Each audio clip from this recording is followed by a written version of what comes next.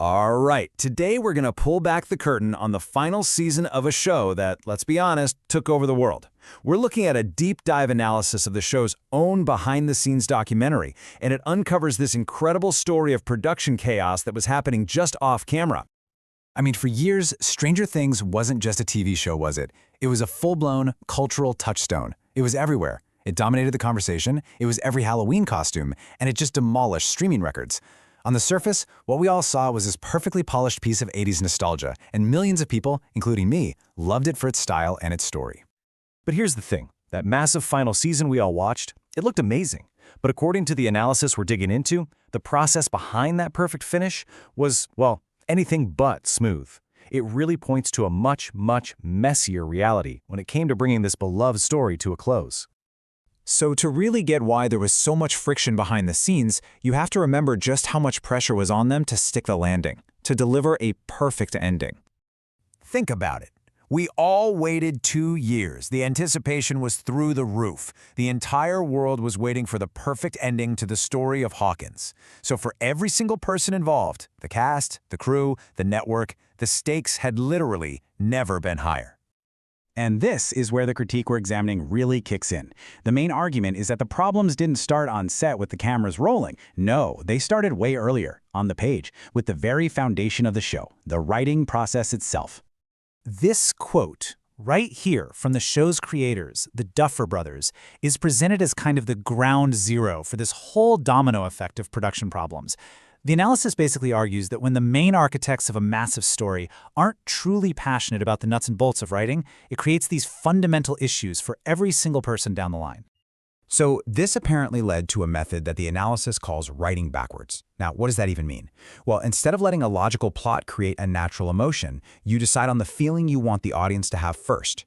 You say, okay, we want a heroic sacrifice right here. And then you build the plot around it to force that moment to happen, whether or not the logic really truly tracks to get there. And the analysis points to this exact method as the reason for some of the more, convoluted plot points, like the whole tangled explanation of the abyss versus the upside down. Apparently, the backstory got so complex that it had to be drawn out on a whiteboard for the actors on set. But in the end, it really didn't add much to the story's actual momentum. So you have this very abstract, feelings-first approach to story.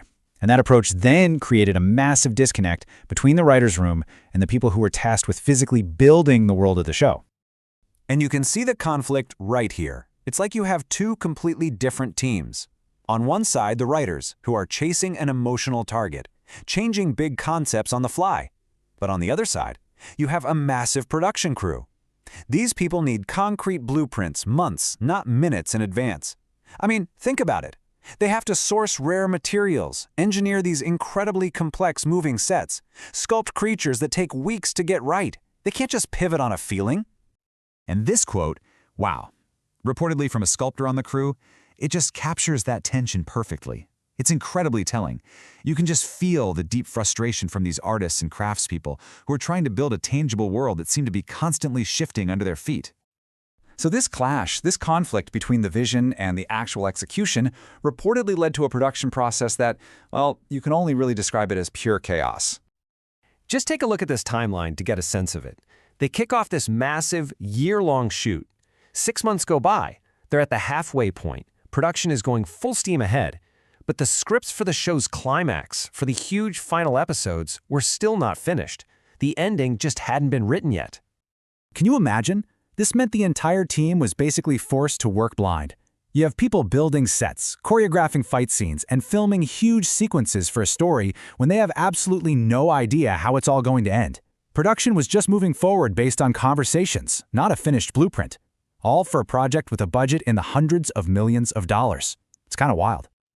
So, the big question is, how did all this behind-the-scenes turmoil actually affect what we all saw on screen? Well, the critique draws a very direct line from that chaotic process straight to the final product. So the final verdict from this analysis really boils down to this. The argument is that the finale felt disjointed precisely because the story was engineered for emotional beats instead of logical plot. It claims that the incredible practical work of the crew, the stunning sets and the amazing effects, was basically papering over the cracks of a weak script. And in the end, this whole process led to a conclusion that, for some, just felt a bit incoherent and didn't quite live up to the amazing potential that was built over all those years. So this whole story leaves us with a much bigger question, one that goes way beyond just this one show. When a project becomes this massive, with hundreds and hundreds of brilliant, talented artists all pouring their work into it, where does the real creative credit belong?